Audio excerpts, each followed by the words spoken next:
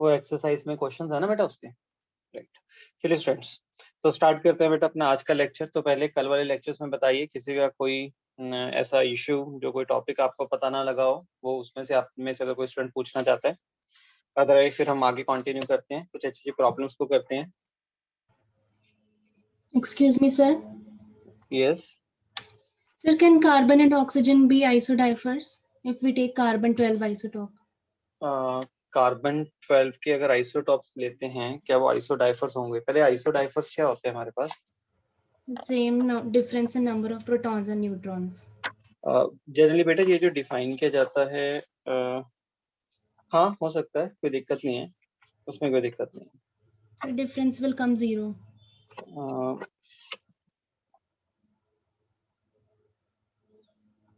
हाँ कोई दिक्कत बेटा, डिफरेंस सेम होना चाहिए।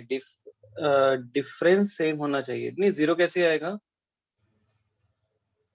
अगर Both आप have. उसका लेते हो, कार्बन और ऑक्सीजन की बात कर रहे हो आप, हाँ कोई दिक्कत नहीं है। Okay, sir. ओके, तो चलिए स्टूडेंट्स नेक्स्ट स्टार्ट करते हैं हम लोग। आइसोस्टर्स, माय डियर, आइसोस्टर्स हमारे पास क्या होता है बेटा? आइसोस्टर्स हमारे पास वो स्पीशीज है, वो कंपाउंड्स हैं जिनके पास जो इलेक्ट्रॉन्स और उनमें जो एटम्स का नंबर होता है वो इक्वल होता है। अब जैसे मान लो आपको मैंने ये लास्ट क्लास के अंदर ये एग्जांपल बताया था, भी हमारे पास जैसे फॉर एग्जांपल मान लीजिए हमारे पास एक CO है और एक N2 है। ये दोनों आपस में आइसोस्टर्स हैं। कैसे हैं उसको देखने का तरीका क्या है? अगर आप CO के अंदर नंबर ऑफ इलेक्ट्रॉन्स को आइडेंटिफाई करते हो तो इसके अंदर जो नंबर ऑफ इलेक्ट्रॉन है टोटल 14 है, और N2 के अंदर भी इलेक्ट्रॉन्स 14 है। तो दोनों के पास सेम नंबर ऑफ इलेक्ट्रॉन्स हैं। ओके, और सिमिलरली अगर हम देखें तो इन ये जो मॉलिक्यूल्स बने हुए हैं, तो इसमें जो एटम्स है बेटा उसमें भी वो अगर CO में देखेंगे 2 एटम्स हैं, और N2 के अंदर भी अगर एटम्स को विजुलाइज करेंगे तो 2 एटम्स हैं। तो CO और N2 ऐसे दो एग्जांपल्स हैं जिनमें नंबर ऑफ इलेक्ट्रॉन सेम है और नंबर ऑफ एटम सेम है। इसका मतलब आपस में क्या हो गया? आइसोस्टर। ओके। अब एक स्टूडेंट ने पूछा है सर ये एक रिलेटिव चार्ज होता है और एक सर एब्सोल्यूट चार्ज होता है, उसमें क्या डिफरेंस होता है? एब्सोल्यूट चार्ज का मतलब होता है माय डियर, अगर हम देखिए ये वैसे हम लोगों ने अभी करना है, आगे एब्सोल्यूट और रिलेटिव चार्ज की बात करेंगे हम लोग, पर मैं फिर भी आपको बता देता हूँ। एब्सोल्यूट चार्ज का मतलब होता है जो मॉलिक्यूल के ऊपर एग्जैक्ट चार्ज होता है, उसकी एग्जैक्ट वैल्यू। जैसे इलेक्ट्रॉन्स के ऊपर जो चार्ज होता है वो 1.6 इंटू 10⁻⁻⁻19 कूलम है। ये इलेक्ट्रॉन्स का एब्सोल्यूट चार्ज है। Okay, clear. रिलेटिव चार्ज का मतलब होता है किसी के रिस्पेक्टिव जब हम बात कर रहे होते हैं। अब जैसे अगर इलेक्ट्रॉन्स के ऊपर मैंने रिलेटिव चार्ज लिखना है तो मतलब ये सबसे कम चार्ज होता है। अगर हम बात करें तो जो नेचर में जो सबसे मिनिमम चार्ज अवेलेबल है, क्योंकि एक इलेक्ट्रॉन्स के ऊपर चार्ज है, तो वो चार्ज है -1.6 इंटू 10⁻⁻19 कूलम, तो इसको बोलते हैं एब्सोल्यूट चार्ज। अगर ये चार्ज किसी के रिस्पेक्टिव आप लोग कैलकुलेट करते हो उसको हम लोग रिलेटिव चार्ज बोलते हैं। ठीक है, वो आपको अभी मैं आगे आके डिस्कस करूंगा। अगर मैं अभी बताऊंगा तो थोड़ी कंफ्यूजन क्रिएट होगी। जैसे ये हल्का सा आइडिया ये बता देता हूँ भी, इलेक्ट्रॉन्स के लिए अगर रिलेटिव चार्ज है तो उसको -1 लिख देते हैं हम लोग। तो आपको बताया जाएगा भी किस तरीके से हम लोग उसको लिखते हैं। ओके, क्लियर स्टूडेंट यहाँ तक?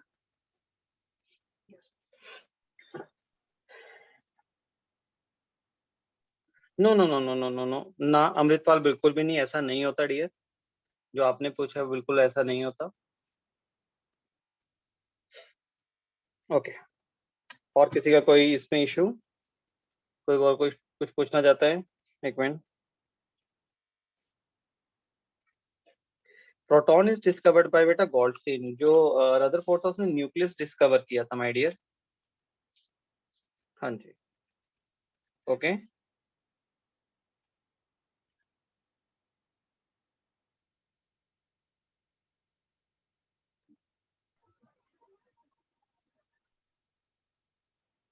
चलिए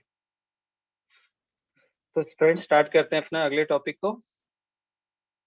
यहाँ तक जितना सभी ने स्टडी किया था, काफी बच्चों को अच्छे तरीके से चीजें सब समझ आ गई थी। अब आगे मूव करते हैं हम लोग।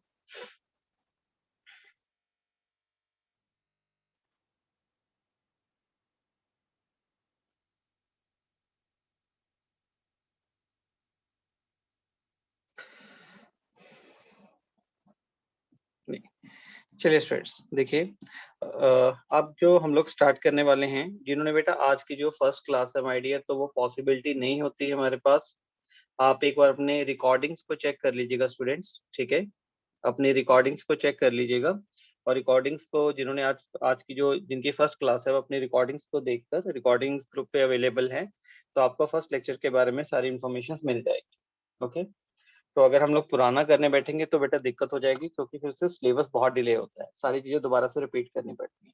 ओके, आप काफी स्टूडेंट्स का ये है, मैंने आपको पहले बताया था डियर, आपके पास जो एनसीईआरटी गिवन है उसमें काफी इंफॉर्मेशन,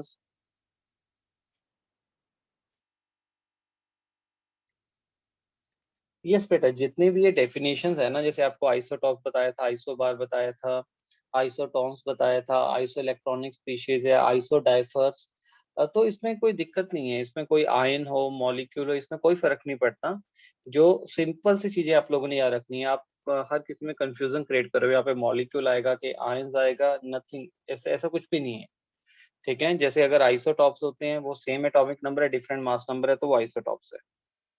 नहीं, इरविन कह रही क्या है सर हम लोग कैथोड रेज एक्सपेरिमेंट करेंगे? नहीं डियर, ऐसा हम ना, तो हम लोग कैथोड रेज एक्सपेरिमेंट पढ़ेंगे, ना ही हम लोग एनोड रेज करेंगे, वो हम लोगों ने नहीं करना, क्योंकि वो सिलेबस का डिडक्टेड पार्ट है डियर।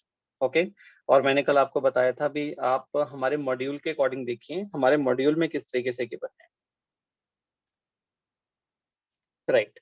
तो जो 1 मोल है उसकी, 1 मोल के लिए इलेक्ट्रॉन्स के लिए इतनी वैल्यू नहीं होती बेटा, जो 1 मोल किसी भी सब्सटेंस का अगर आप कैरी करेंगे, मैं रिपीट कर रहा हूँ, 1 मोल अगर आप किसी भी सब्सटेंस का कैरी करते हैं, उसमें जो वैल्यू होती है वो 6.022 इंटू 10⁻23 ही होगी।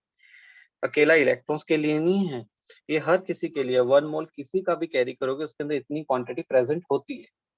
Okay, right. चलिए फ्रेंड्स, तो स्टार्ट करते हैं आज हम अपना टॉपिक। तो आज जो हमारा स्टार्ट होगा टॉपिक, वो होगा हमारे पास यहाँ से कुछ प्रॉब्लम्स को लेकर, राइट। तो पहली तो सिंपल सिंपल से क्वेश्चंस को स्टार्ट करेंगे। पहला तो आता है कैलकुलेट, कैलकुलेट काफी सिंपल प्रॉब्लम से लेके अच्छी वाली प्रॉब्लम्स की तरफ मूव करेंगे। पहली प्रॉब्लम हमारे से पूछी जाती है, calculate the number of, calculate the number of protons, protons comma neutrons, protons comma neutrons and electrons, and electrons in, in, यहाँ पे दिया हुआ है BR, और यहाँ पे है 35, ठीक है, और ऊपर दिया हुआ है 80। तो ये पहले एक बहुत सिंपल सी प्रॉब्लम है, इसको पहले हम लोगों ने सॉल्व करना है। तो काफी अच्छी अच्छी प्रॉब्लम आज हम लोग बेटा सॉल्व करेंगे डियर। ओके फ्रेंड्स, चलिए, तो ये पहला न्यूमेरिकल है हमारे पास, एक यहाँ पे सिंबल रिप्रेजेंटेशन किया हुआ है, यहाँ पे BR गिवन है, और उसके जो नीचे लिखा हुआ है 35 और ऊपर लिखा हुआ है 80। तो उन्होंने बोला इस इंफॉर्मेशन के बेसिस पे प्रोटॉन, न्यूट्रॉन और इलेक्ट्रॉन्स को आइडेंटिफाई करें। तो हमने देख लिया, तो हम अगर देखेंगे तो कैसे देखेंगे, हमने बोला था जो नीचे लिखा जाता है वो एटॉमिक नंबर होता है, और एटॉमिक नंबर हमेशा प्रोटॉन्स के इक्वल होता है। इसका मतलब इसके अंदर अगर मैं प्रोटॉन्स को आइडेंटिफाई करूंगा तो प्रोटॉन्स 35 होंगे। BR न्यूट्रल है, अगर न्यूट्रल होगा, तो अगर कोई भी एटम न्यूट्रल है तो जितने प्रोटॉन्स होते हैं उतने ही इलेक्ट्रॉन्स होते हैं, तो इसका मतलब इसके अंदर जो इलेक्ट्रॉन्स का नंबर है वो भी 35 होगा। और अगर हम इसके अंदर न्यूट्रॉन्स को निकालते हैं, तो न्यूट्रॉन्स को कैसे निकाला जाता है, जो आपका मास नंबर होगा, जो आपने हमारे पास मास नंबर है, ठीक है, उसमें से अगर हम लोग क्या करेंगे, प्रोटॉन्स को माइनस कर देंगे, तब हमारे पास नंबर ऑफ न्यूट्रॉन्स कैलकुलेट हो जाएंगे। ओके, तो जो नंबर ऑफ न्यूट्रॉन्स हमारे पास आएंगे वो हमारे पास आएंगे 35। बोलो, 80 में से 30 कितना आएगा? 45 राइट, ओके क्लियर। तो मैक्सिमम स्टूडेंट ने मेरे को जो आंसर भेजा वो 35 भेजा। देखो आप लोग कैलकुलेशन में कितना ब्लंडर करते हो यार। Okay, right. तो ये था हमारे पास फर्स्ट न्यूमेरिकल, बहुत सिंपल सा था, सब बच्चों को क्लियर हो गया, इसमें कोई दिक्कत नहीं थी। अब सेकंड न्यूमेरिकल्स की बात करते हैं।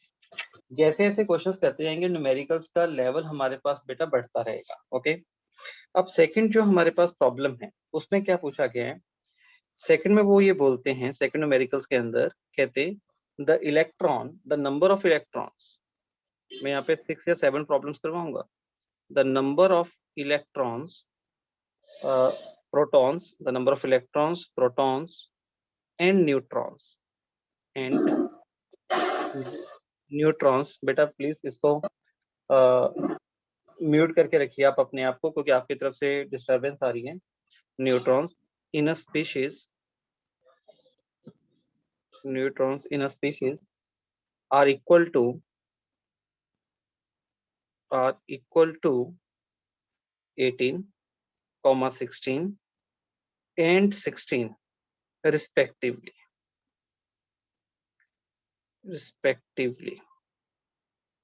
Okay. Assign proper symbol. Assign proper symbol. देखिए यहाँ पे अगर इस प्रॉब्लम को देखें तो इसको स्टेटमेंट बड़ी है और जो इसका सोल्यूशन होगा वो बहुत ही छोटा होगा। चलिए सेकंड न्यूमेरिकल्स के सॉल्यूशंस को देखते हैं क्या होगा। अब यहाँ पे देखिए क्या गिवन है स्टूडेंट्स, यहाँ पे ये गिवन है, कहते हैं नंबर ऑफ इलेक्ट्रॉन्स। एक हमारे पास स्पीशीज है जिसमें नंबर ऑफ इलेक्ट्रॉन्स हमारे पास 18 है, जो प्रोटॉन्स है उसके पास 16 है और जो न्यूट्रॉन है वो भी उसके पास 16 है। तो कहते असाइन करिए प्रॉपर सिंबल को। अब सिंबल के बारे में कैसे पता लगता है, अब उसको निकालने का तरीका क्या होता है, जितने भी एलिमेंट्स हैं उनका एटॉमिक नंबर तो फिक्स्ड होता है, एटॉमिक नंबर तो चेंज नहीं होता। और एटॉमिक नंबर किसके इक्वल होता है, नंबर ऑफ प्रोटॉन्स के इक्वल होता है। बिल्कुल सही है। अगर हम नंबर ऑफ प्रोटॉन्स की बात करें तो यहाँ पे नंबर ऑफ प्रोटॉन्स उन्होंने मेंशन किया है भी, नंबर ऑफ प्रोटॉन्स हमारे पास 16 है।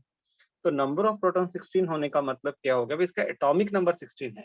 अब आपको ये पता होना चाहिए भी ऐसा कौन सा एलिमेंट है जिसका एटॉमिक नंबर 16 होता है। तो जो एटॉमिक नंबर 16 होता है वो हमारे पास सल्फर एलिमेंट है।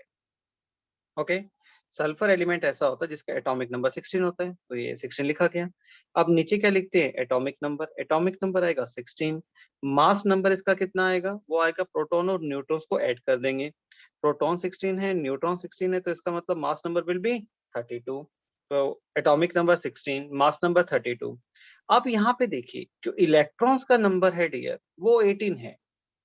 अब 18, प्रोटॉन 16 है और इलेक्ट्रॉन्स 18 है, इसका मतलब क्या हुआ, ये एक ऐसी स्पीशीज है जिसने 2 इलेक्ट्रॉन गेन किए हुए हैं। अगर 2 इलेक्ट्रॉन्स गेन ना करता तब उसके पास इलेक्ट्रॉन्स भी 16 होने चाहिए थे। तो इसका मतलब अगर इसने 2 इलेक्ट्रॉन्स गेन किए हुए हैं तो डेफिनेटली उसके ऊपर चार्ज कितना आएगा, 2 नेगेटिव आएगा। तो ये हमारे पास एक प्रॉपर सिंबल असाइन हो गया। राइट एवरीवन, यहाँ तक बताइए ये न्यूमेरिकल क्लियर है? Okay, Yes, sir. Yes, sir. Yes, sir. Very Yes, good. sir. अब मूव करते हैं हम लोग अपने थर्ड न्यूमेरिकल्स के ऊपर। तो थर्ड न्यूमेरिकल एक थोड़ा सा और बेटर न्यूमेरिकल्स बनेगा। ठीक है, थर्ड न्यूमेरिकल में क्या कर रहे हैं, आपने complete the table. Complete the table, यहाँ पे एक मैं नीचे टेबल ड्रॉ कर रहा हूँ, आपने उस टेबल को कंप्लीट करना है। ठीक है, उसके बाद फिर हम इस टाइप के क्वेश्चंस का एंड कर देंगे। तो एक टेबल बना लीजिए ऐसे। तो यहाँ पे हम लोग सबसे पहले वाले में लिखने वाले हैं स्पीशीज, यहाँ पे लिखेंगे स्पीशीज। सेकंड वाले में लिखेंगे एटॉमिक नंबर। थर्ड कॉलम में लिखेंगे मास नंबर। देन हमारे पास protons, electrons and neutron. Okay friends, mute करके रखिए, स्टूडेंट्स म्यूट करिए अपने आप को।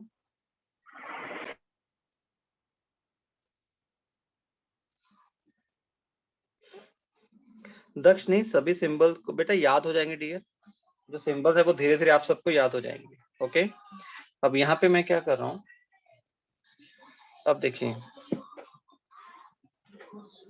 हाँ अब पहला है मेरे पास यहाँ पे एलिमेंट्स मैंने लिया ऑक्सीजन, यहाँ पे एलिमेंट्स लिया ऑक्सीजन, और यहाँ पे एटॉमिक नंबर रखा उसका 8 एंड नंबर ऑफ न्यूट्रॉन्स भी रखे 8। और आपने जो बाकी हैं बाकियों को फिल करना है आपको। ठीक है, एक ये रहा। सेकंड मैंने एलिमेंट्स लिया यहाँ पे, सेकंड एलिमेंट्स लिया P3 नेगेटिव। P3 नेगेटिव में नंबर ऑफ इलेक्ट्रॉन्स की जगह पे मैंने 10 रखा और मास नंबर मैंने 31 रखा। बाकी आप लोगों ने फिल करना, मतलब इस टेबल को आप लोगों ने कंप्लीट करना है। थोड़ा दिमाग लगा के करिएगा स्टूडेंट्स, ओके, क्योंकि ये अच्छा क्वेश्चन कंसीडर होता है। जितना हम लोगों ने अभी तक टॉपिक स्टडी कर रहे हैं उसके रिस्पेक्टिव ये अच्छा कॉन्सेप्ट होता है, तो इसको ध्यान से करिएगा आप सभी स्टूडेंट्स। अब नेक्स्ट हमने लिया Na पॉजिटिव। Na पॉजिटिव में मैंने न्यूट्रॉन्स को 12 एंड प्रोटॉन्स है 11। ओके, ये है। एक लास्ट हम लोग बात करते हैं, एक एलिमेंट मैंने और ले लिया यहाँ पे Cl नेगेटिव को। Cl नेगेटिव में मैंने 17 and number of neutrons, mass number मैंने लिख रखा है। और इसमें मैं यस 35, राइट। लीजिए, तो इसको आप लोगों ने कंप्लीट करना है। तो इसको कंप्लीट करने के लिए आपको एग्जैक्टली कितना टाइम मिलेगा? आपको मिल जाएंगे 2 और 3 मिनट्स। 2 और 3 मिनट्स में आपने इस टेबल को कंप्लीट करना है।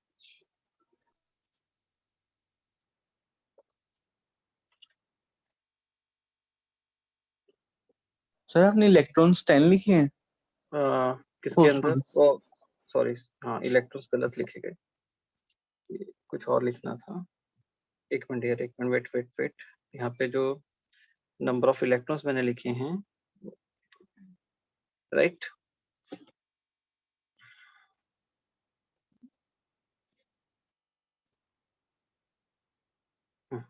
चलिए अभी कंप्लीट लगाइए अपनी पूरी एनर्जी इस टॉपिक को करने में।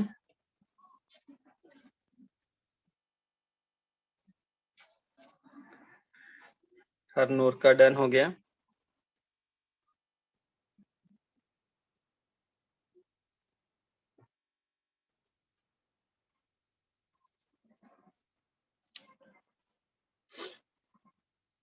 चलिए वेरी गुड, शाबाश, done done done done, yes, great great.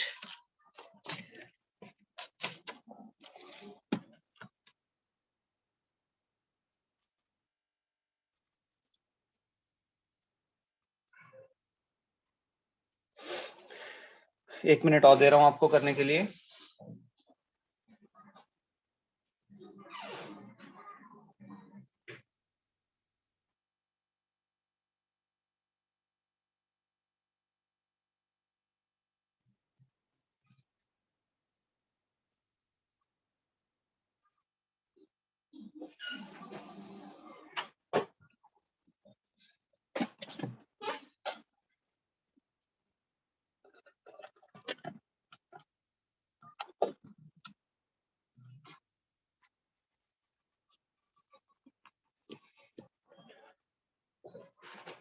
Yes,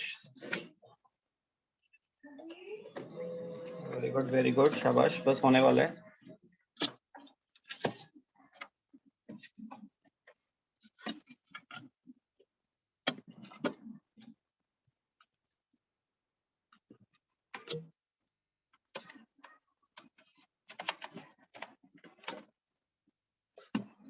यहाँ पे जो भी इंफॉर्मेशन गिवन है आपने उसके अकॉर्डिंग सॉल्व करना, ठीक है। हो सकता है मैंने किसी का आइसोटॉप कैरी किया हो।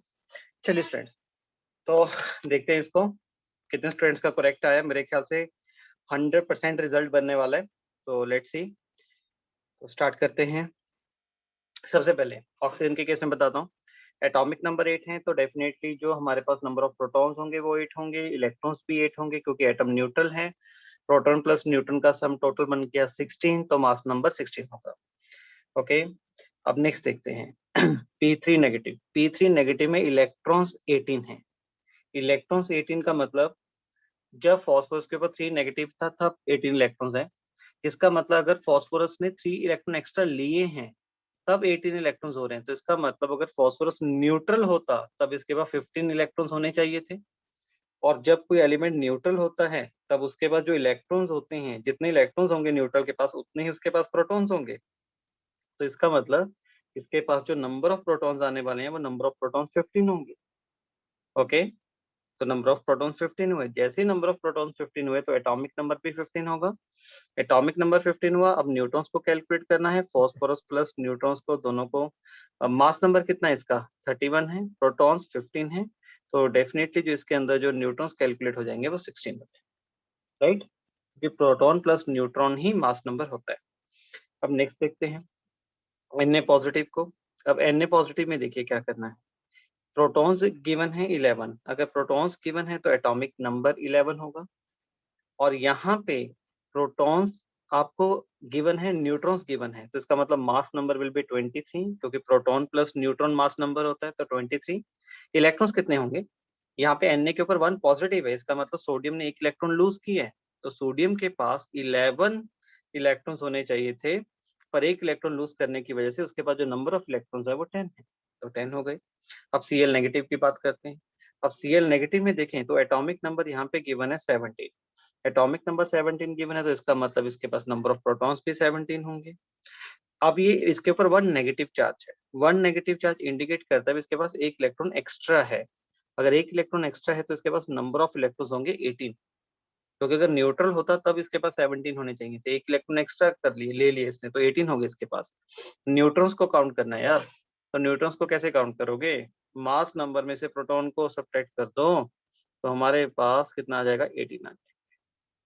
राइट, बताओ, चैट बॉक्स के अंदर डालो, हैंड रेस कर दो फटाफट, किस किस का सही है ये? हैंड रेस करके बताइए किस किस का सही है। देखिए कितने स्टूडेंट्स की मतलब रिजल्ट बना अपना ये। बड़े कम स्टूडेंट्स हैं, बहुत कम स्टूडेंट्स हैं। इसका मतलब 7। Oh very good very good very good. 5 या 6 स्टूडेंट है इन्होंने ये क्वेश्चंस गलत किए, बाकी सबका सही है। बहुत बढ़िया, ग्रेट स्टूडेंट्स। चलिए, तो यहाँ तक आपका कॉन्सेप्ट ऐसा लगता है मेरे को। ओके ओके ओके, मॉड्यूल में थे, राइट। मॉड्यूल में तो होंगे डियर, क्वेश्चंस तो वहीं से है ना सारे। हाँ बिल्कुल, वृष्टि वो हमेशा मिलेगा बेटा, बिल्कुल मिलेगा वो, क्योंकि हम लोगों ने मास नंबर नहीं किसी का याद रखना होता। अब नेक्स्ट जो न्यूमेरिकल है वो भी मॉड्यूल में होंगे, पर ये अच्छे न्यूमेरिकल्स अब यहाँ पे स्टार्ट होते हैं, जो काफी बार मेडिकल के पॉइंट ऑफ व्यू से पूछे जाते हैं एग्जाम्स के अंदर। अब देखिए, एक एक न्यूमेरिकल्स मैं करवाऊंगा और अगला आपको करने के लिए मैं बोलूंगा। अब जैसे देखिए, अब अगर हमारे पास न्यूमेरिकल नंबर 4 की बात करते हैं, तो फोर्थ न्यूमेरिकल में क्या गिवन है? वो हमें ये बोलता है, कहते हैं एन एलिमेंट, एक हमारे पास एलिमेंट है an element with mass number 81, an element with mass number 81 contains 31.7% more neutrons as compared to protons.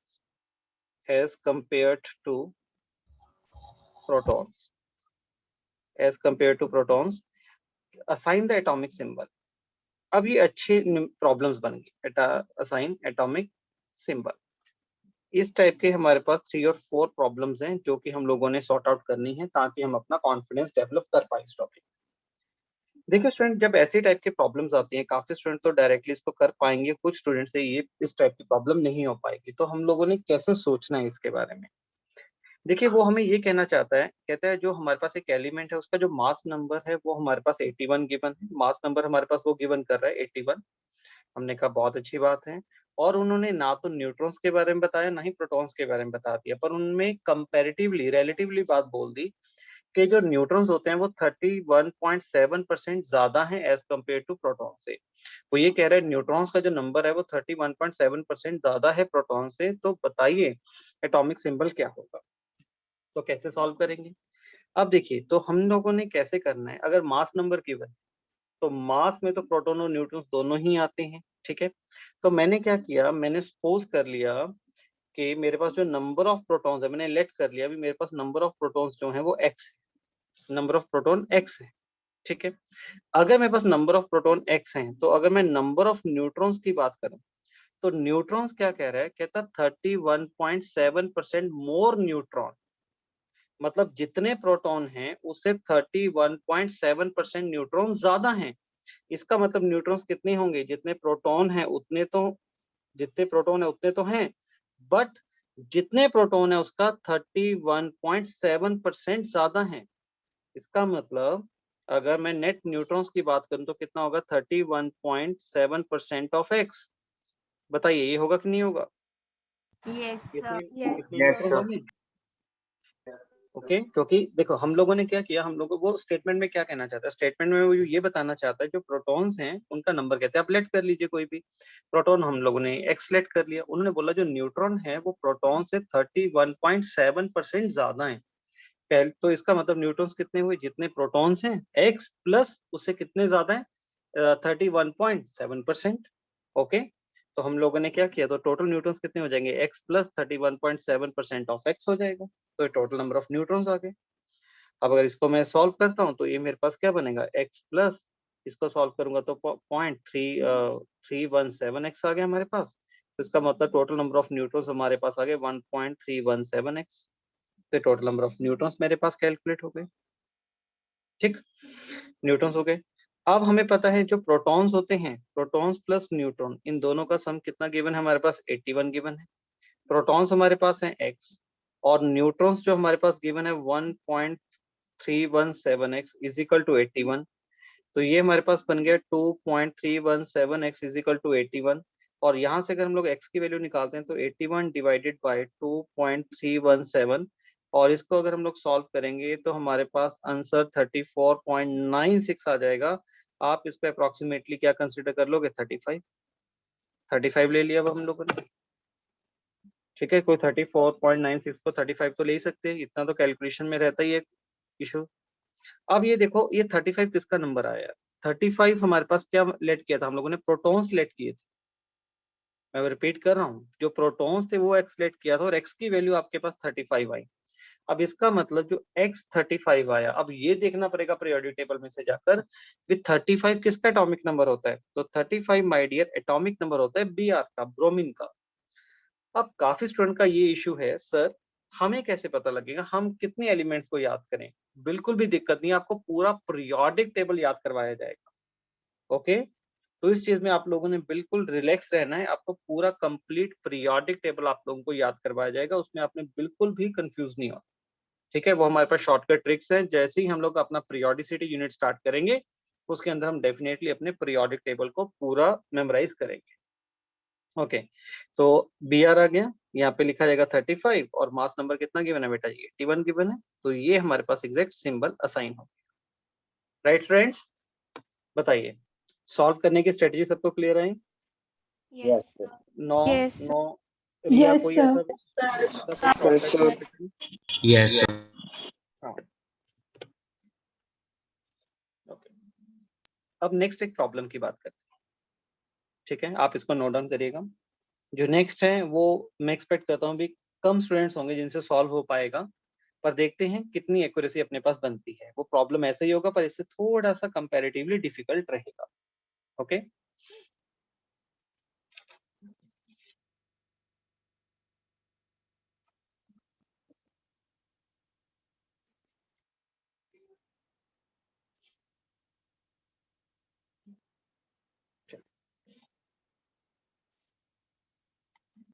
Okay dear.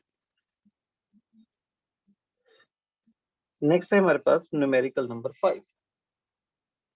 Total 6 numericals करने हैं हम लोगों ने, 5th न्यूमेरिकल है। देखिएगा इसमें क्या गिवन कर रहा है वो हमारे पास, वो हमें ये कहना चाहता है, कहते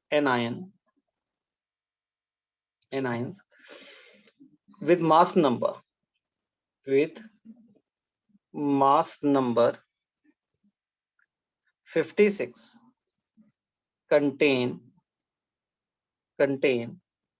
3 unit of positive charge, 3 unit of positive charge. Okay, and 30.4% more neutrons than electrons, more neutrons than electrons, more neutrons than electrons. Assign the symbol of ion, assign the symbol of ion. Right, करिए start. ध्यान से study करिए statement को। पहले जिनका hand raise है वो hand down करेगा, और जिसका आंसर आता रहेगा वो हैंड रेज करता जाएगा, ठीक है। अभी एक बार जिनके ऑलरेडी हैंड रेज्ड है वो एक बार हैंड डाउन कर लीजिए। निश्चय, आप एक बार हैंड डाउन कर लीजिए बेटा। राइट, ओके, चलिए स्टूडेंट स्टार्ट। फाइट मारनी है इस क्वेश्चन के साथ। ओके, बहुत ध्यान से, जल्दबाजी में नहीं करना। टाइम अप्रोप्रिएट टाइम मिल रहा है आपको ये सॉल्व करने के लिए क्वेश्चंस को।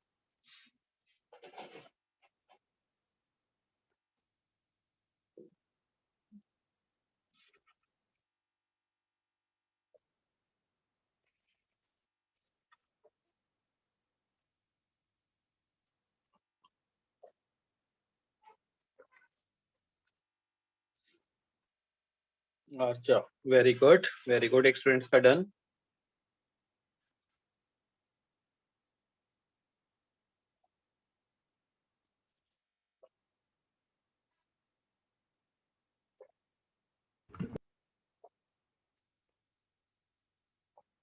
टू स्टूडेंट्स का डन, ग्रेट।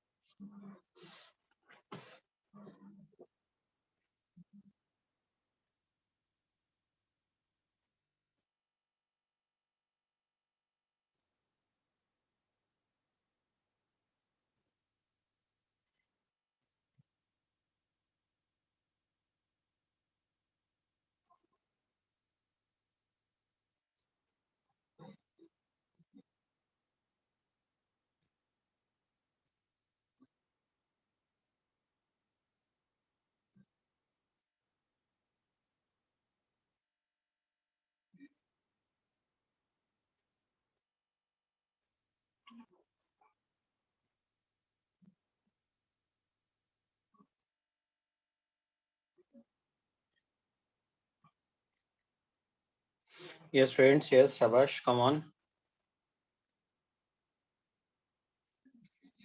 सिर्फ 7 स्टूडेंट्स का डन है अभी क्वेश्चन ये.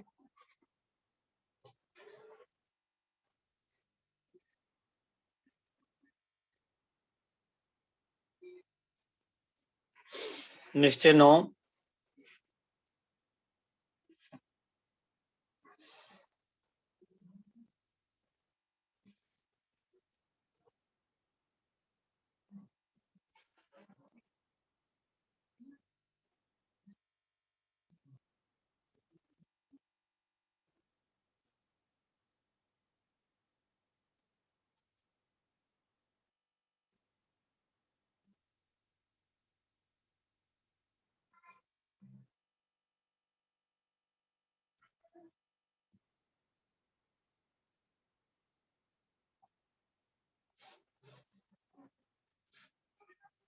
इलेवन स्टूडेंट्स का डन हो चुका है. बाकी करिए फाइट. इसको टाइम लगेगा बेटा क्वेश्चंस को करने में. सोचने वाला है बिल्कुल है.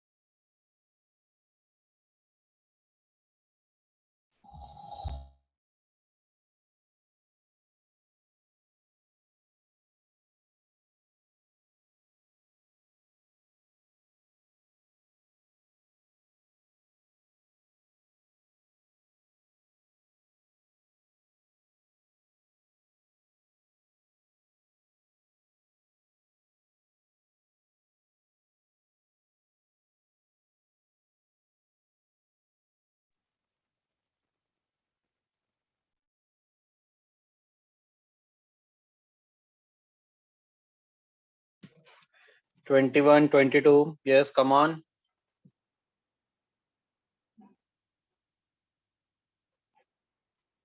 बेटा आप में से एक स्टूडेंट ने रिलेटिव मास के बारे में लिखा था, वो बताना कौन सा था. आपने क्या लिखा था, मेरे दिमाग में अभी आया. प्रोटॉन इलेक्ट्रॉन्स के बारे में कुछ ऐसा लिखा था. जिस स्टूडेंट्स ने वो एक बार दोबारा से टाइप करेगा अपना मैसेज, जब रिलेटिव चार्ज जब उसने मेरे से पूछा था. Yes 29 students. Very good, very good. बहुत अच्छे. 30 हो गए हैं. यस 33. बहुत बढ़िया. 50 तक पहुंची है. No no no. पृष्टि गलत हुआ आंसर थोड़ा सा. 50 तक पहुंची है बेटा. Students come on student. शाबाश. Right right right.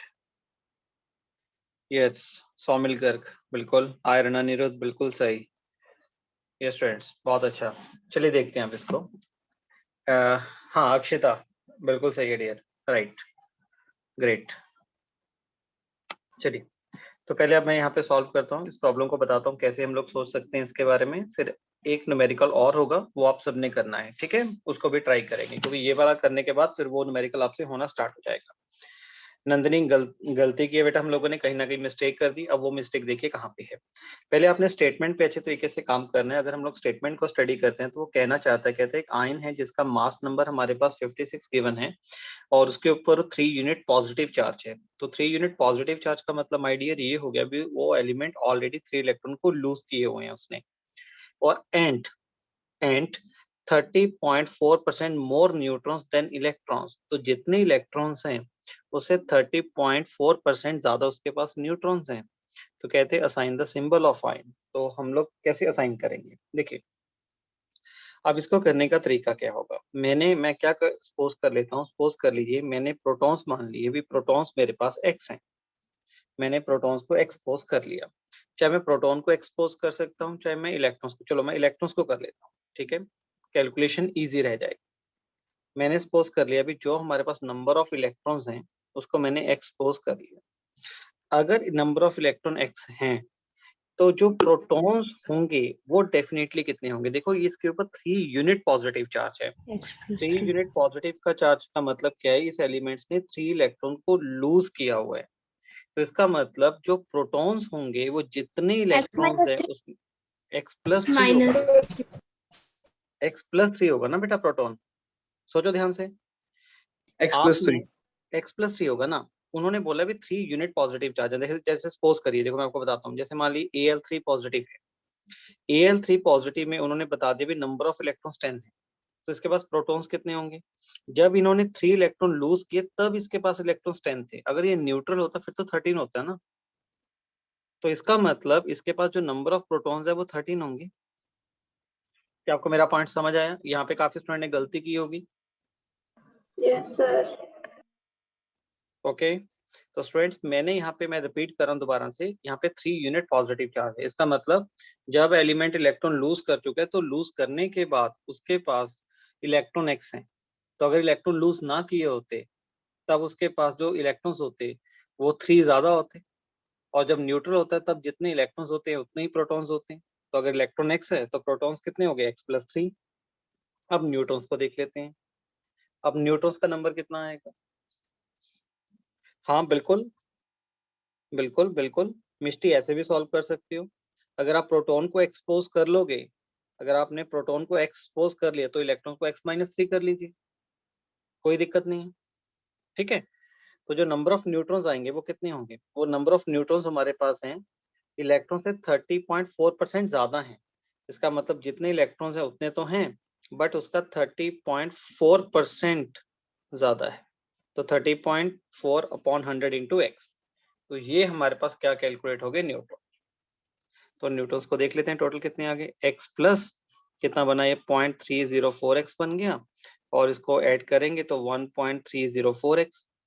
तो ये हमारे पास आ गए नंबर ऑफ न्यूट्रॉन्स और ये हमारे पास गिवन है नंबर ऑफ प्रोटॉन्स। तो आपने क्या करना है, प्रोटॉन्स प्लस न्यूट्रॉन्स को ही मास नंबर के इक्वल रखेंगे। तो मास नंबर कितना है हमारे पास, 56 है। प्रोटॉन्स जो हम लोगों ने कैलकुलेट किए थे वो x+3, न्यूट्रॉन्स जो है वो हमारे पास 1.304x इज इक्वल टू 56। तो ये हमारे पास बन गया 2.304x इज इक्वल टू 53। और यहाँ से अगर हम x की वैल्यू को निकालते हैं तो 53 डिवाइडेड बाय 2.304। और यहाँ से अगर x को सॉल्व करेंगे, x हमारे पास यहाँ पे नंबर ऑफ इलेक्ट्रॉन्स हैं, तो यहाँ पे जो नंबर ऑफ इलेक्ट्रॉन्स हमारे पास कैलकुलेट होंगे वो 23 कैलकुलेट। ठीक है, सॉल्व करके x की वैल्यू 23 आ जाएगी यहाँ तक हमारे पास। सबको क्लियर है। अब आपने सिंबल असाइन करना था, तो सिंबल के लिए आपको प्रोटॉन्स के बारे में पता होना चाहिए। तो प्रोटॉन्स कितने हो गए हमारे पास, प्रोटॉन्स हैं x+3, 26. x की वैल्यू 23 है तो प्रोटॉन्स हो गए 26। अब 26 प्रोटॉन मतलब एटॉमिक नंबर 26 किसका होता है, आयरन का होता है। तो यहाँ पे लिखा जाएगा आयरन, तो यहाँ पे आएगा 26 क्योंकि उसके प्रोटॉन्स 26 हैं। मास नंबर गिवन है 56 और उसके ऊपर चार्ज कितना कैरी कर रहा है, 3 पॉजिटिव। तो ये हमारे पास लास्ट में सिंबल असाइन हो गया। ओके एवरीवन, यहाँ तक क्लियर है। काफी स्टूडेंट्स, हाँ मतलब काफी स्टूडेंट ने हो सकता है प्रोटॉन को एक्स माना हो। बिल्कुल, अगर आप प्रोटॉन को एक्स मान लोगे तो कोई दिक्कत नहीं है डियर। अगर प्रोटॉन को एक्स मान लोगे तब इलेक्ट्रॉन्स कितना हो जाएगा, x-3 हो जाएगा हमारे पास। पर सॉल्व करके जो आंसर मिलेगा वो तो सेम ही आएगा, जिस मर्जी स्ट्रेटेजी से कर लिया आप लोग। ओके एवरीवन, तो चलिए लास्ट न्यूमेरिकल आप सभी के लिए, यहाँ पे सबको क्लियर हुआ। Yes, अभी तक कोई यहाँ sir. पे- Yes, sir. Yes, sir. तो अब नेक्स्ट न्यूमेरिकल में आपको अच्छा खासा टाइम देने वाला हूँ। मैं जल्दबाजी बिल्कुल भी नहीं करने वाला। मैं चाहता हूँ मैक्सिमम स्टूडेंट्स का इस क्वेश्चन का आंसर निकल के आना चाहिए। ओके चलिए स्टार्ट करते हैं लास्ट प्रॉब्लम को, वो है न्यूमेरिकल नंबर 6। चलिए, तो 6 न्यूमेरिकल में हम बात करने वाले हैं, वो हमें बोलता है, कहते हैं an ion with mass number 37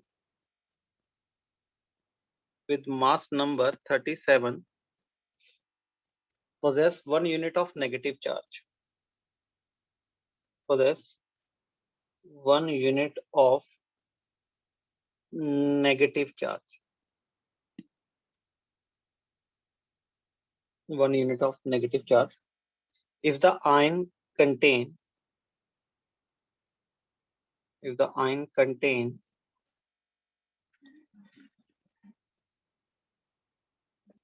11.1% more 11.1% more neutron than electrons,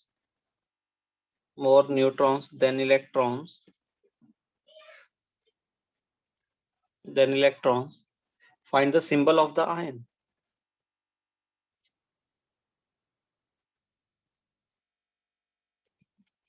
Find the symbol of the ion. चलिए,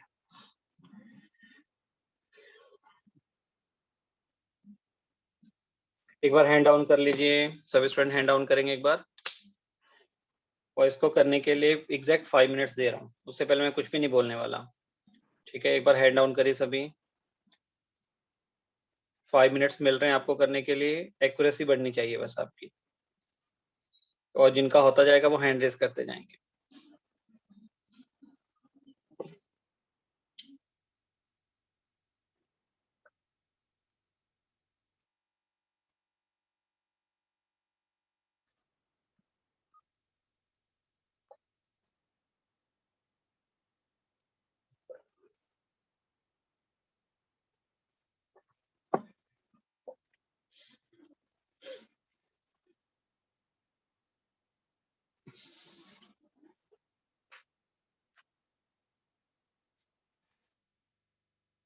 बहुत अच्छे, वेरी गुड। काफी स्टूडेंट्स का तो बहुत जल्दी रिप्लाई पहुंच गया मेरे पास।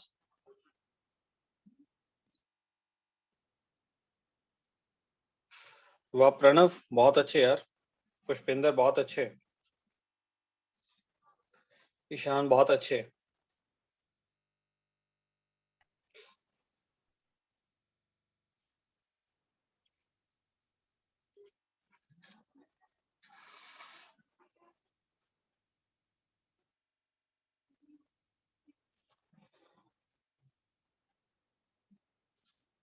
बहुत बढ़िया, ग्रेट, शाबाश, वेरी गुड।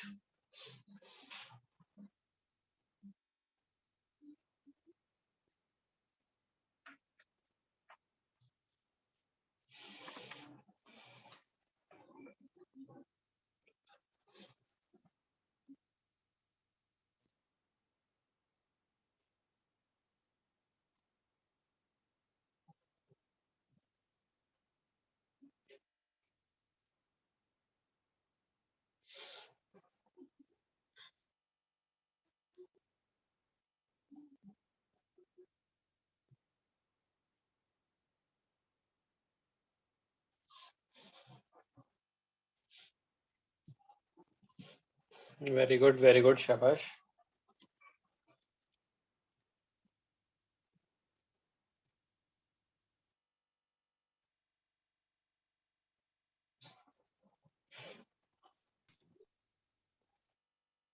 दिवनोर दोबारा से करिए बेटा। दिवनोर, आपका आंसर, जिसका मैं नाम ले रहा हूँ उसका, जिसका आंसर गलत है मैं उसको बता रहा हूँ, बाकी सबका सही पहुंच रहा है मेरे पास।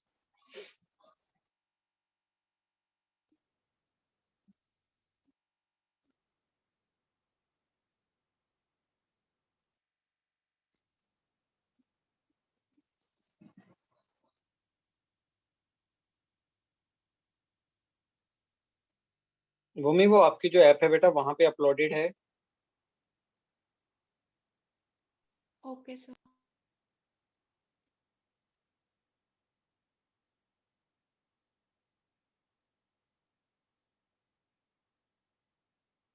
इंद्रप्रीत, हाँ सही है। समय बहुत बढ़िया, ग्रेट, शाबाश।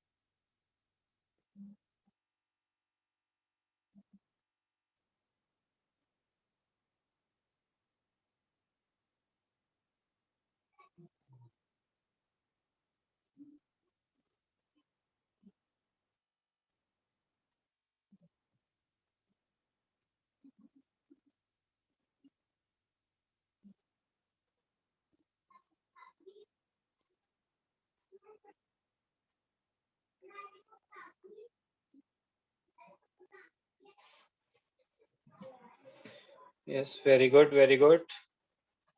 52 स्टूडेंट्स डन, बहुत बढ़िया बेटा, कम ऑन, शाबाश।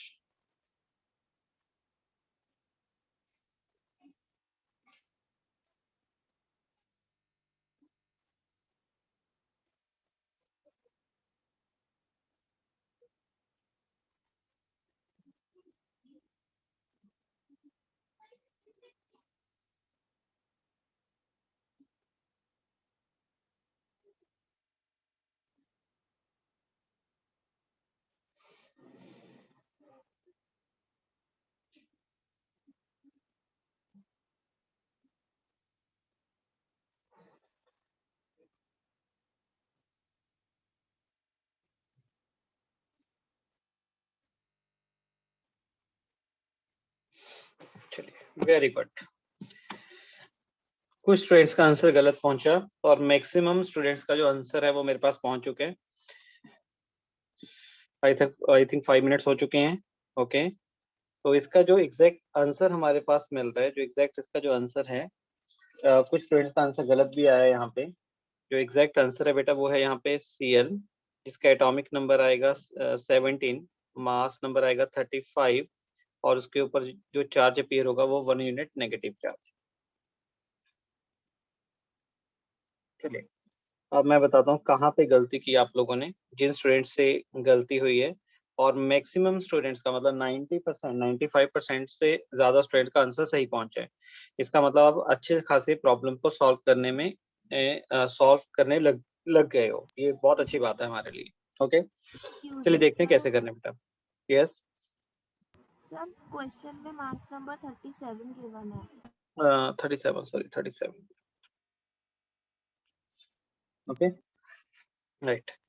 अब देखिए अब इसको कैसे करना है स्टूडेंट्स, कैसे सोचते हैं। यहाँ पे हमारे पास गिवन है मास नंबर, हमारे पास गिवन है और मास नंबर की जो वैल्यू हमें मेंशन कर रहा है वो बोल रहा है 37 है। 37 मास नंबर के बाद में साथ में वो एक इंपॉर्टेंट वर्ड ये इंट्रोड्यूस कर दिया भी, उसके ऊपर 1 यूनिट नेगेटिव चार्ज है, मतलब उन्होंने 1 इलेक्ट्रॉन एक्स्ट्रा गेन किया हुआ है। और इस आयन के पास, ion contain 11.1% more neutrons than electrons, और इसके पास जो न्यूट्रॉन्स है वो 11.1% ज्यादा है एज कम्पेयर टू इलेक्ट्रॉन्स से। तो डियर मैं कैसे कर सकता हूँ, अगर मैं यहाँ पे इलेक्ट्रॉन्स को सपोज करूँ, मैं इलेक्ट्रॉन को अगर x मान लेता हूँ, तो मैं बोल सकता हूँ जो प्रोटॉन्स होंगे वो मेरे पास x-1 होंगे, क्योंकि इसके ऊपर 1 यूनिट नेगेटिव चार्ज है। इसने एक इलेक्ट्रॉन एक्स्ट्रा लिया था, तो अगर एक इलेक्ट्रॉन एक्स्ट्रा लिया था, अगर उस इलेक्ट्रॉन्स को निकाल दूंगा तभी मेरे पास जो इलेक्ट्रॉन्स होंगे वो प्रोटॉन्स के इक्वल आएंगे, राइट, बोल सकता हूँ। कहने का मतलब इलेक्ट्रॉन अगर x हैं तो जो प्रोटॉन्स होंगे वो x-1 होंगे, क्योंकि इसने एक इलेक्ट्रॉन एक्स्ट्रा गेन किया हुआ है। ओके, और अगर न्यूट्रॉन्स को देखें तो न्यूट्रॉन्स कितने प्रेजेंट हैं, neutron is 11.1% more neutrons than electrons. तो जितने इलेक्ट्रॉन्स हैं और उसका 11.1%, ठीक है, 11.1% मोर क्या है, न्यूट्रॉन्स हैं एज कम्पेयर टू इलेक्ट्रॉन्स से। तो यहाँ पे अगर हम n को सॉल्व करेंगे तो यहाँ हमारे पास x प्लस कितना आ गया, यहाँ पे 0.11x आ गया। तो इसको न्यूट्रॉन को सॉल्व कर लीजिए बेटा, ये 1.111x आ जाएगा। Protons plus neutrons is equal to mass number will be 37। Protons हमारे पास गिवन है x-1 प्लस न्यूट्रॉन्स हमारे पास आ गए 1.11x इज इक्वल टू 37। तो यहाँ पे हमारे पास इसको सॉल्व करेंगे तो कितना आएगा, ये हमारे पास बनेगा 2.11x इज इक्वल टू 36। और यहाँ से अगर हम x की वैल्यू को निकाल लेते हैं तो 36 डिवाइडेड बाय 2.11x, तो सॉल्व करके हमारे पास जो x की वैल्यू यहाँ पे जो कैलकुलेट हो जाएगी, x हमारे पास आ जाएगा। एक मिनट बेटा, मैंने क्या किया, हाँ राइट, 38 यहाँ पे 38 आएगा। तो x की वैल्यू को अगर हम लोग कैलकुलेट करेंगे यहाँ पे, तो x की वैल्यू बताइए कितनी आ रही है हमारे पास। x की वैल्यू हमारे पास यहाँ पे पहुंच जाएगी 18, x विल बी 18। अगर x 18 आ गए तो अब यहाँ पे देखिए प्रोटॉन्स हमारे पास कितने बनेंगे, प्रोटॉन्स बनेंगे 18 माइनस 1 17। अब 17 किसका होता है, क्लोरीन का होता है। तो 17 मास नंबर 37 और कितना चार्ज कैरी कर रहा है, 1 यूनिट नेगेटिव चार्ज। ओके, तो इस तरीके से हमने इस प्रॉब्लम को सॉल्व कर लिया, राइट एवरीवन। तो यहाँ तक सब बच्चों का हो चुका है। अब आप होमवर्क ले लीजिए पहले, फिर हम लोग आगे मूव करते हैं अपने नेक्स्ट टॉपिक पे, जिसमें हम लोग एटॉमिक मॉडल्स के बारे में स्टडी करेंगे। तो यहाँ तक हमारा ये जो बेसिक टर्म वाला है, बेसिक टर्म वाला जो टॉपिक है, ये हमारा कंप्लीट हो चुका है। तो आप सबने जो होमवर्क करके आना है, वो होमवर्क रहेगा हमारे पास। आपको ग्रुप पे मैसेज करूंगा और यहाँ पे मैं आपको बता रहा हूँ भी आप लोगों ने क्या करके आना है। एक तो एक्सरसाइज 0, जो यहाँ तक का जो होमवर्क रहेगा, जो कल का होमवर्क है एक्सरसाइज 0। एक्सरसाइज 0 के पार्ट ए को हम लोगों ने सॉल्व करना है। एक्सरसाइज 0 पार्ट ए को, ठीक है, पूरे कंप्लीट करके आएंगे इसको। एंड एक्सरसाइज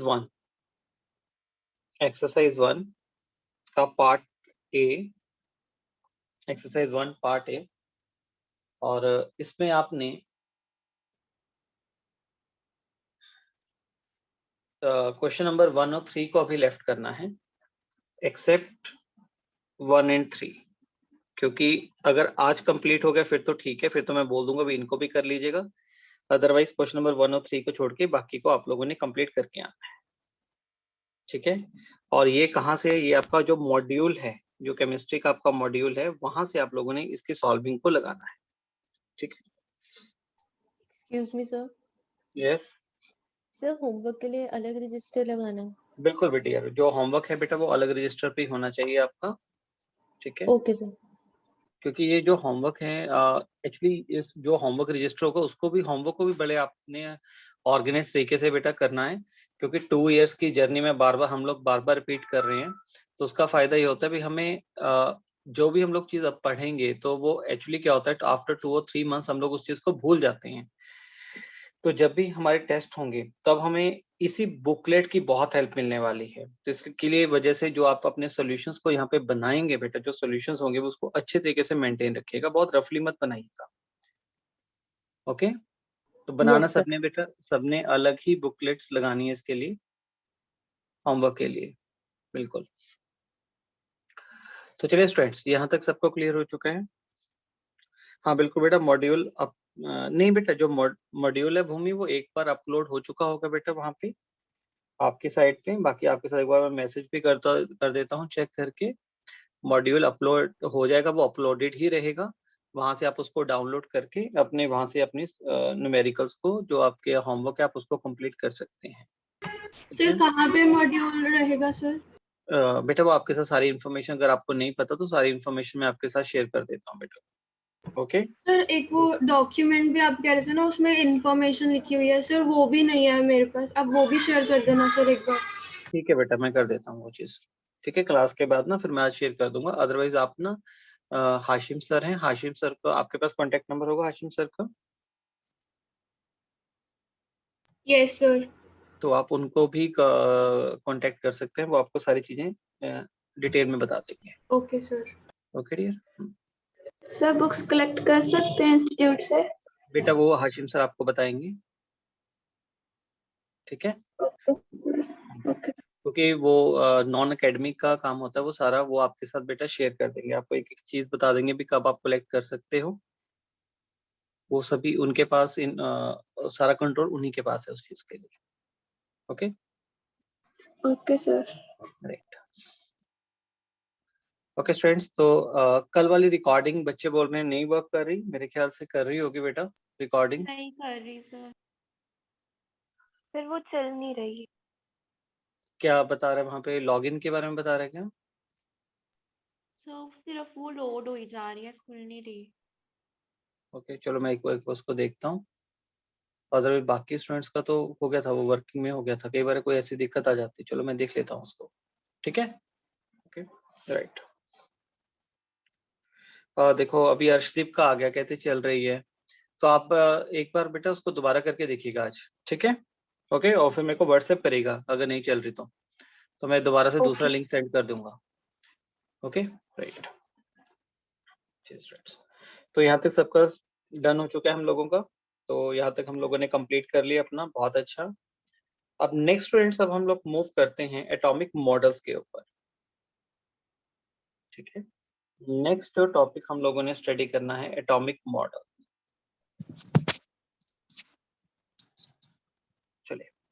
अब देखिए, अब जो एटॉमिक मॉडल्स है इसके बारे में बात करने वाले हैं।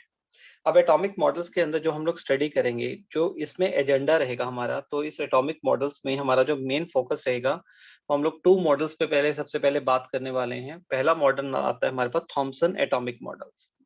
ओके, तो जो सबसे पहले जो हम लोगों ने एटॉमिक मॉडल्स के बारे में पढ़ना है वो है हमारे पास थॉमसन एटॉमिक मॉडल। आपको पता ही है अभी कितना खतरनाक ये मॉडल होता है ना, बहुत सिंपल है। तो थॉमसन ने क्या बोला था, जो देखिए एक्चुअली क्या होता है, आप ना थॉमसन को क्या वो नहीं कर सकते, हम लोग वो ये नहीं कह सकते भी थॉमसन ने कुछ किया ही नहीं था, बिल्कुल ऐसा नहीं होता। ऐसा एक्चुअली होता कैसे है, कैसे डिस्कवरीज होती है। सबसे पहले कोई एक साइंटिस्ट होता है, वो अपने बारे में कुछ इन्फॉर्मेशन कन्वे करता है। ओके, वो अपना कुछ व्यूज देता है। जब वो अपना व्यू देता है तो उसकी गलतियां निकालने के लिए दूसरा साइंटिस्ट तैयार बैठा होता है। फिर दूसरा साइंटिस्ट आता है, फिर वो उसमें से मिस्टेक निकालता है। तो जब दूसरा साइंटिस्ट में से मिस्टेक निकाल देता है तो उसको ऐसा लगने लग जाता है भाई मेरे जैसा कुछ नहीं है। फिर एक थर्ड साइंटिस्ट आ जाता है जो सेकंड वाले में से गलतियां निकालनी स्टार्ट कर देता है। तो इस तरीके से लगातार एक दूसरे की जब हम लोग गलतियां निकालते रहते हैं तो हमारे पास जो हमारा मॉडल है वो इम्प्रूव होता रहता है, नई नई रिसर्च चलती रहती है। तो इसी तरीके से जो डिस्कवरीज है वो होती हैं हमारे पास। अब जो थॉमसन है, जो सबसे पहले एटम्स के बारे में सोच लिया था, डाल्टन की थ्योरी के बाद जो सोचा गया था वो थॉमसन ने सोचा था। थॉमसन ने देखिए क्या किया, ये जो थॉमसन है इनका नाम है जे थॉमसन। इन्होंने एक मॉडल दिया था 1898 में। ठीक है, जस्ट वेट, आपको 1 सेकंड के लिए वेट करना पड़ेगा।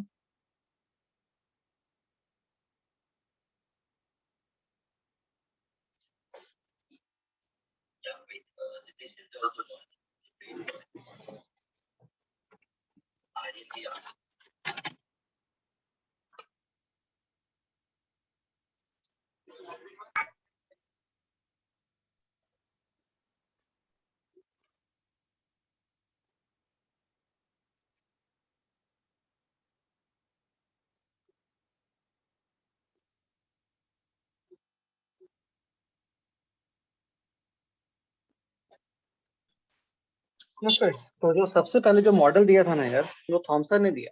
थॉमसन ने 1898 में एक मॉडल प्रपोज किया। उसने क्या बोला, उसने ये बोल दिया, कहता जो एटम होता है भाई, सुनो ध्यान से, कहता कहता जो एटम्स होता है ना वो सफेरिकल शेप का है।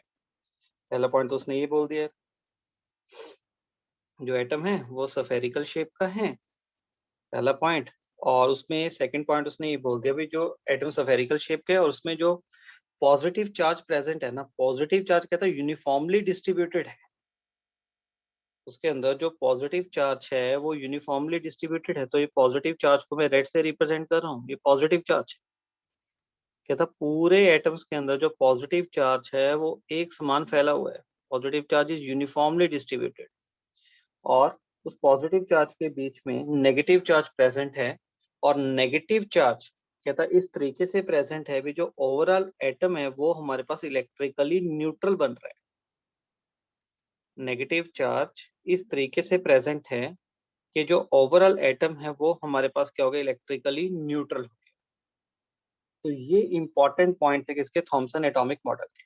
तो क्या बोला थॉमसन ने, पहला पॉइंट तो ये बोला था सफेरिकल शेप है, सफेरिकल शेप। ओके, सेकंड उसने पॉइंट क्या बोल दिया भी जो positive charge uniformly distributed, uniformly distributed, positive charge कहता है यूनिफॉर्मली डिस्ट्रीब्यूटेड है। नेगेटिव चार्ज कहता एम्बेडेड है इस तरीके से, embedded in such a way, in such a way, कहते इस तरीके से embedded है, such a way that whole of the atom becomes electrically neutral. Atom becomes electrically neutral.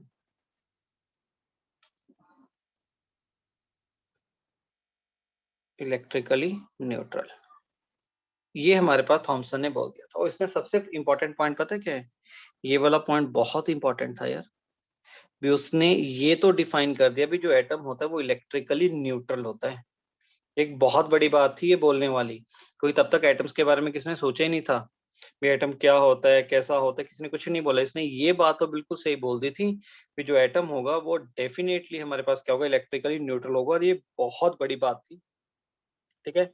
अब इस आज के टाइम में हमें ये बातें बहुत छोटी सी लगती हैं, भी इससे क्या फर्क पड़ता है, क्यों? क्योंकि आज के टाइम में डिस्कवरी हो चुकी है, हम एटम्स के बारे में जान चुके हैं। ऐसा टाइम था जब हमें पता ही नहीं था एटम्स के बारे में, तब उस टाइम पे ये बात बोलना कि जो एटम होगा वो इलेक्ट्रिकली न्यूट्रल है, ये अपने आप में बहुत बड़ी बात थी तब। ओके। और आपको पता ही है, ये जे थॉमसन का मॉडल था यार। ठीक है, उसने ये बात बोली भी एटम का स्फेरिकल शेप है, पॉजिटिव चार्ज कहता है यूनिफॉर्मली डिस्ट्रीब्यूटेड है।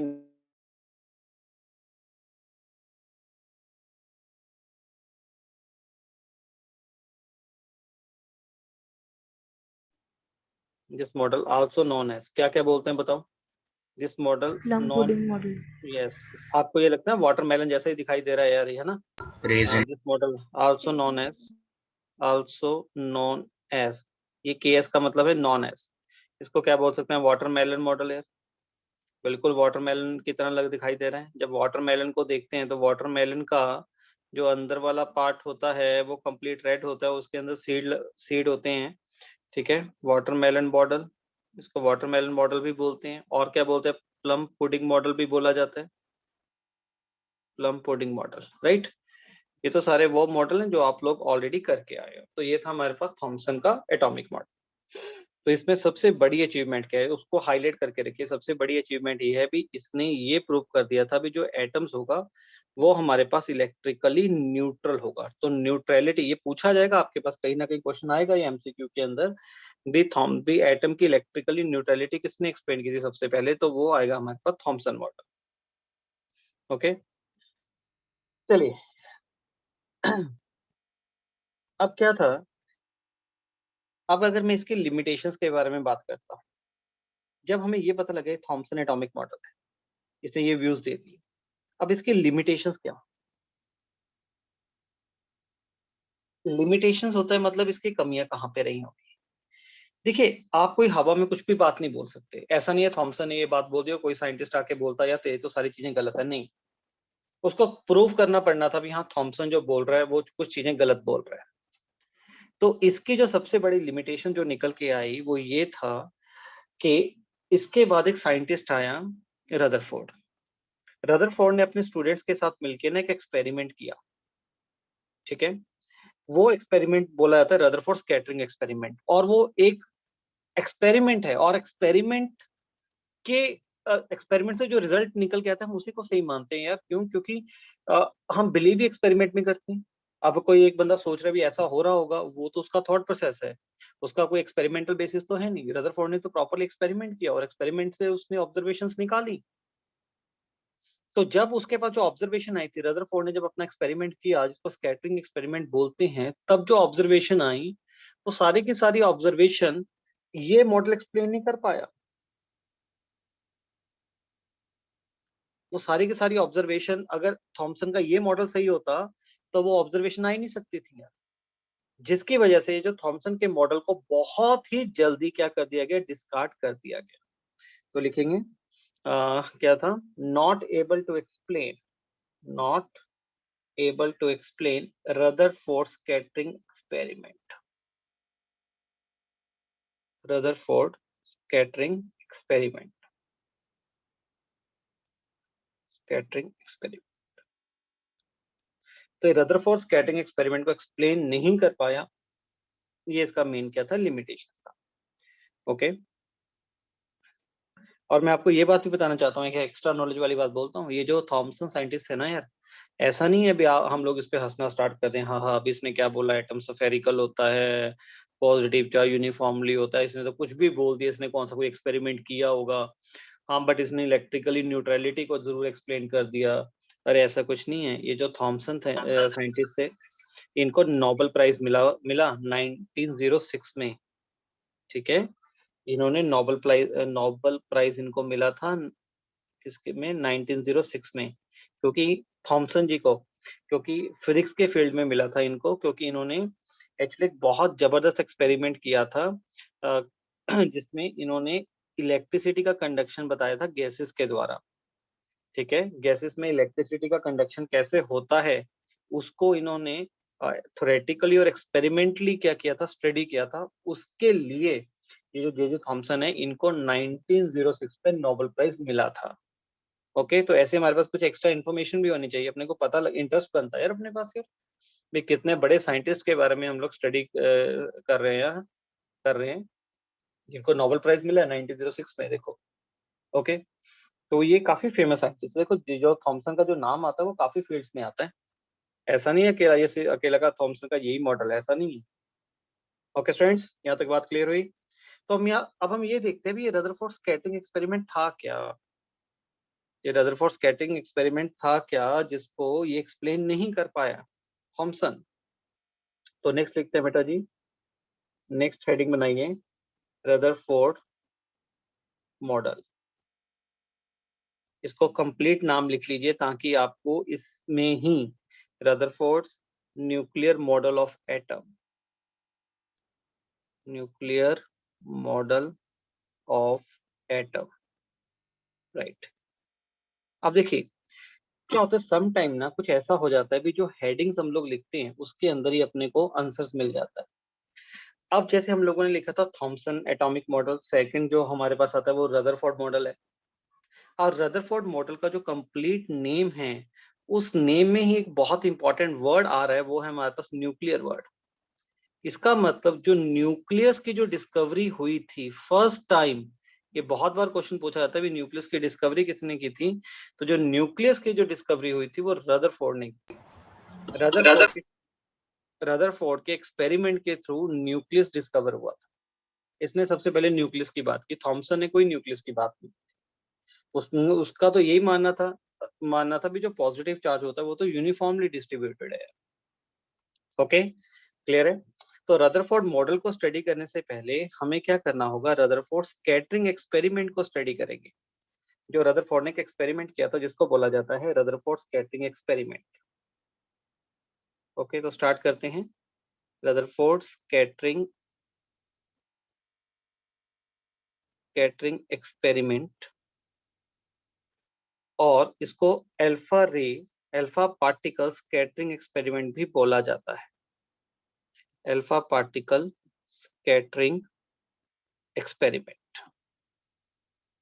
ओके, तो सबसे पहले हम लोगों ने इसके बारे में बात करी, क्योंकि जब रदरफोर्ड के स्कैटरिंग एक्सपेरिमेंट को स्टडी करेंगे फिर हमें वहां से कुछ ऑब्जर्वेशंस मिलेंगी, और उस ऑब्जर्वेशन की हेल्प से हम लोग रदरफोर्ड के मॉडल को डिफाइन करेंगे भी रदरफोर्ड ने हमें क्या कुछ बताया था। ओके, तो सबसे पहले स्टूडेंट होता क्या है, जब हम लोगों ने रदरफोर्ड स्कैटरिंग एक्सपेरिमेंट को स्टडी करना है तो यहाँ पे रदरफोर्ड स्कैटरिंग एक्सपेरिमेंट्स में हमने अल्फा पार्टिकल को यूज किया था। तो यहाँ पे सबसे पहले हमें अल्फा पार्टिकल्स के बारे में, जो अल्फा पार्टिकल्स होते हैं उनके बारे में इंफॉर्मेशन होनी चाहिए भी, अल्फा पार्टिकल्स क्या होते हैं, कोई बताएगा मेरे को? Positively charged particle. Charged particle. Double charged helium atom. Nucleus of helium ion. बिल्कुल राइट। तो ये जो हमारे पास अल्फा पार्टिकल्स होते हैं वो बेसिकली क्या है, वो न्यूक्लियई, वो हीलियम का न्यूक्लियई है ओनली। हीलियम की न्यूक्लियई को हम लोग अल्फा पार्टिकल्स बोलते हैं। इसको रिप्रेजेंट कैसे किया जाता है, देखिए जैसे मान लीजिए हीलियम है, हीलियम का जो एटॉमिक नंबर होता है वो 2, मास नंबर होता है 4, और इसके साथ हम लोग 2 पॉजिटिव चार्ज लगाते हैं, ये हमारे पास अल्फा पार्टिकल है। तो अगर मैं अल्फा पार्टिकल्स को बात करूं तो अल्फा पार्टिकल मेरे पास बेसिकली हीलियम न्यूक्लियई है। इसको हीलियम न्यूक्लियई क्यों बोल रहे हो आप सोच के देखिए। इसको हीलियम न्यूक्लियई बोलने का बेटा मेन रीजन स्टूडेंट क्या है, क्योंकि ये जो हीलियम है, ठीक है, कोई भी अगर एटम होता है उसके सेंटर में क्या होता है, न्यूक्लियस होता है, बाहर क्या प्रेजेंट होते हैं, इलेक्ट्रॉन्स प्रेजेंट होते हैं। और हीलियम के अंदर अगर हम देखें, हीलियम में अगर देखें तो प्रोटॉन्स कितने हैं, 2 हैं, और न्यूट्रॉन्स भी कितने हैं, 2 हैं, क्योंकि उसके पास एटॉमिक नंबर 2 है तो नंबर ऑफ प्रोटॉन्स 2 हैं, और मास नंबर 4 है, मास नंबर 4 होने का मतलब नंबर ऑफ न्यूट्रॉन्स भी 2 हैं, और उसके पास इलेक्ट्रॉन्स कितने होते हैं, 2 इलेक्ट्रॉन्स होते हैं, और दोनों के दोनों इलेक्ट्रॉन्स हम लोगों ने निकाल दिए बाहर। अगर दोनों के दोनों इलेक्ट्रॉन्स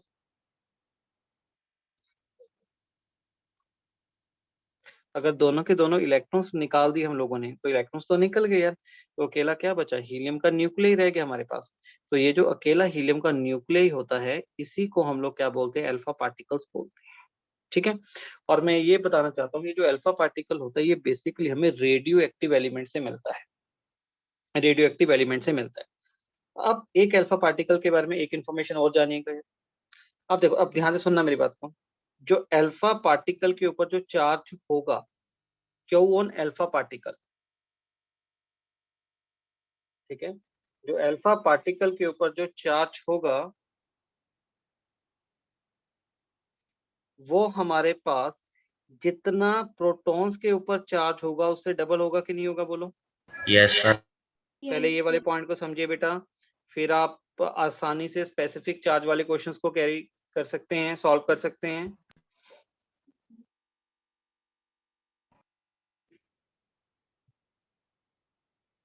ओके, देखिए स्टूडेंट, यहाँ पे दोबारा रिपीट कर रहा हूँ, जो हमारे पास अल्फा पार्टिकल्स होते हैं उनके ऊपर 2 यूनिट पॉजिटिव चार्ज,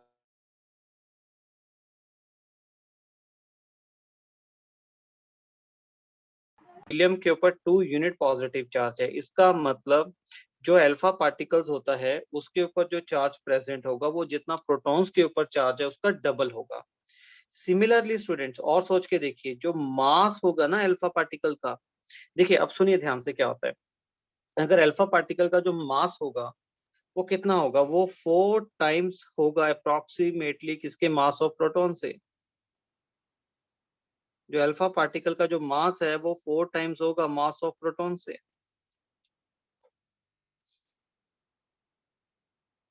सोचिए सोचिए, अब ऐसा क्यों, कैसे सोच पाए इस चीज के बारे में, मैं आपको वो भी बताता हूँ, दृष्टि में अभी एक्सप्लेन करता हूँ डियर। अब देखिए इसको सोचने का मेथड क्या है, कैसे सोच सकते हैं। आप सबको ये पता है भी जो न्यूक्लियस होता है, कल वाले लेक्चर में हम लोगों ने ये बात की थी भी जो प्रोटॉन का मास होता है वो अप्रोक्सीमेटली न्यूट्रॉन्स के मास के इक्वल होता है। कल जो हम लोगों ने बात की थी, हमने ये बोला था जो प्रोटॉन का मास होता है वो न्यूट्रॉन के मास के अप्रोक्सीमेटली इक्वल होता है। अगर आप हीलियम न्यूक्लियस को देखते हैं तो हीलियम न्यूक्लियस का मास नंबर 4 है। मास नंबर 4 होने का मतलब इसके पास प्रोटॉन और न्यूट्रॉन का सम 4 है। Okay, Yes, sir. प्रोटॉन और न्यूट्रॉन का सम 4 है। जो Yes, sir. न्यूट्रॉन जो न्यूट्रॉन का मास होता है वो प्रोटॉन के मास के एग्जैक्टली बहुत ही नजदीक है या नियरली इक्वल ही है। ओके, तो क्या मैं ये नहीं बोल सकता, तो मैं एक मिनट इसको नेक्स्ट पेज पे लिख रहा हूँ, एक मिनट। जब मैंने आपको ये बात बोल दी कि भी जो अल्फा पार्टिकल का जो मास है वो 4 टाइम्स होता है मास ऑफ प्रोटॉन से, अब इसको कैसे देख सकते हैं, इसको देखने का तरीका माय डियर ये है, ये हमारे पास एक न्यूक्लियस है, ठीक है। इस न्यूक्लियस के अंदर आपके पास जो प्रोटॉन्स प्रेजेंट है वो 2 हैं और इसके अंदर जो न्यूट्रॉन्स प्रेजेंट है वो 2 हैं। अगर आपने इस न्यूक्लियस का मास निकालना है, mass of nucleus, mass of atom, ठीक है, क्योंकि ये है तो बेसिकली न्यूक्लियस ही है। अगर इस न्यूक्लियस का मास निकालोगे तो क्या करोगे, 2 इंटू क्या करोगे, मास of proton plus 2 into mass of neutron, यही करोगे। 2 Yes. प्रोटॉन्स है 2 न्यूट्रॉन्स हैं, तो दोनों प्रोटॉन का मास निकाल लोगे और दोनों न्यूट्रॉन्स का मास निकाल लोगे, ऐड कर दोगे, तब आपके पास न्यूक्लियस का मास आ जाएगा। Yes. अब मैं क्या क्या कर Yes. सकता हूँ, न्यूट्रॉन के मास को यहाँ मास of proton plus 2 into mass of neutron को मास ऑफ प्रोटॉन से रिप्लेस कर सकता हूँ। Yes, क्यों sir. किया, क्योंकि प्रोटॉन का मास न्यूट्रॉन्स के मास के अप्रोक्सीमेटली इक्वल होता है। तो मास ऑफ न्यूक्लियस कितना आ गया बेटा, 4 इंटू मास ऑफ प्रोटॉन आया कि नहीं आया। तो इसका मतलब जो अल्फा पार्टिकल का जो मास होगा वो प्रोटॉन के मास से कितने टाइम्स होगा, 4 टाइम्स होगा। Right everyone, Yes, sir. यहाँ तक सभी स्टूडेंट्स को क्लियर हुई बेटा बात। अल्फा पार्टिकल्स के बारे में पहले इन्फॉर्मेशन पता होनी चाहिए अपने को, काफी इंपॉर्टेंट है ये इन्फॉर्मेशन, आपने याद क्या रखना है। मैं दोबारा से उसको हाईलाइट कर रहा हूँ, जो इन्फॉर्मेशन आपको पता होनी चाहिए सॉल्विंग के लिए, कि जो अल्फा पार्टिकल्स के ऊपर जो चार्ज होगा वो 2 टाइम्स चार्ज होगा जितना प्रोटॉन्स के ऊपर चार्ज है। ओके, और जो अल्फा पार्टिकल्स के ऊपर जो अल्फा पार्टिकल का जो मास होगा वो 4 टाइम्स होगा हमारे पास मास ऑफ प्रोटॉन से। Mass of alpha particle is equal to 4 times of mass of proton. और ये दोनों इन्फॉर्मेशन बहुत ज्यादा इंपॉर्टेंट है अगर आप अच्छी खासी प्रॉब्लम को सॉल्व करना चाहते हैं। राइट डियर, तो इसको मैं हाईलाइट कर रहा हूँ क्यों, ताकि आपको ये चीजें याद रहें।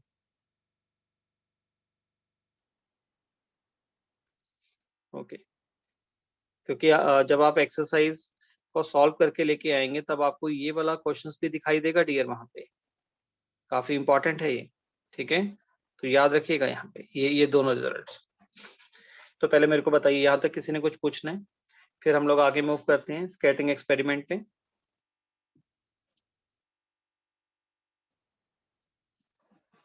वृष्टि आप, हाँ वृष्टि, आप वृष्टि बोल रहे हो?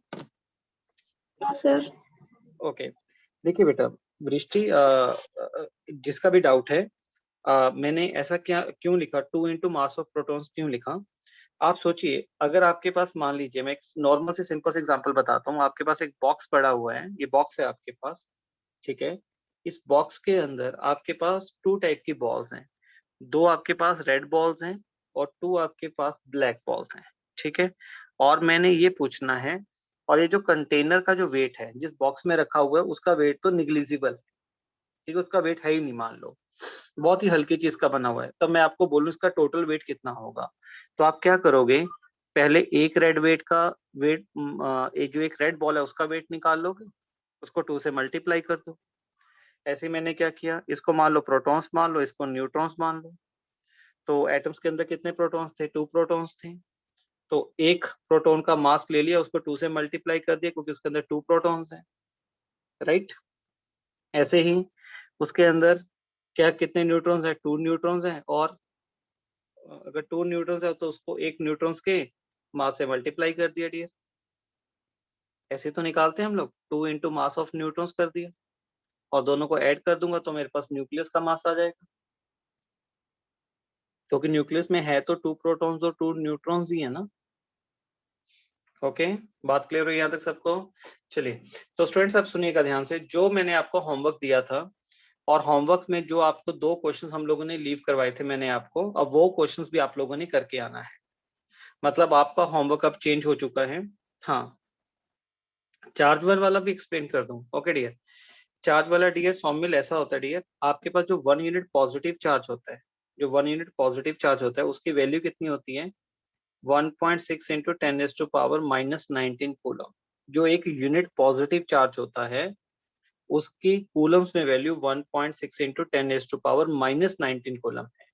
और हीलियम के ऊपर कितना चार्ज प्रेजेंट है? हीलियम के ऊपर 2 यूनिट पॉजिटिव चार्ज है, और अगर हीलियम के ऊपर 2 यूनिट पॉजिटिव चार्ज है तो इसका मतलब क्या हुआ, हीलियम के ऊपर जो चार्ज होगा वो प्रोटॉन के चार्ज का डबल, राइट? क्लियर? जैसे जो 1 यूनिट नेगेटिव चार्ज है उसको अगर कूलम्स में लेते हैं तो 1.6 इंटू 10⁻⁻19 कूलम होता है। ऐसे ही जो 1 यूनिट पॉजिटिव चार्ज है वो भी 1.6 इंटू 10⁻⁻19 कूलम है। अब इसके ऊपर 2 यूनिट पॉजिटिव चार्ज, तो अगर उस 2 यूनिट पॉजिटिव चार्ज को अगर हम लोग कूलम्स में कन्वर्ट करेंगे तो इसका मतलब क्या है भी, जितना प्रोटॉन्स के ऊपर चार्ज है उसका डबल कर दोगे तो वो आपके पास अल्फा पार्टिकल्स के ऊपर चार्ज आ जाएगा। ओके स्टूडेंट्स, अब होमवर्क ले लीजिए बेटा जी। होमवर्क क्या है? होमवर्क चेंज हो रहा है, कंप्लीट करके आना है, कंप्लीट कंप्लीट सॉल्व करेंगे एक्सरसाइज 0 एंड एक्सरसाइज 1 का part A. Exercise 0 and exercise 1 का पार्ट ए, अप्रोक्सीमेटली 9 क्वेश्चंस है शायद। इसका रीजन नहीं होता अर्जा बेटा, अगर मैं बोलूंगी मेरा नाम मनीषी क्यों है तो इसका कोई रीजन नहीं होगा ना डियर, है ना। ऐसे ही ये कोई क्वेश्चंस नहीं होता भी उसी को क्यों बोला। एक्चुअली ये रेडियो एक्टिव एलिमेंट से हमें मिलते हैं, जो रेडियो एक्टिव एलिमेंट्स होते हैं उन्हीं से हमें alpha particle, beta particles, gamma particles ये हमें मिलते हैं।